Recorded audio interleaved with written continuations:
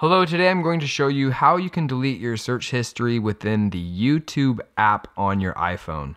So first let's go ahead and open up YouTube. And there's a couple different ways that you could actually get to this menu. The quickest way is actually to go right down here where it says Library. And then you can go into History right here. So once you are inside the history, you can go ahead and select the three dots in the upper right hand corner. And it will bring up this menu here called History Controls. We can go ahead and tap on this.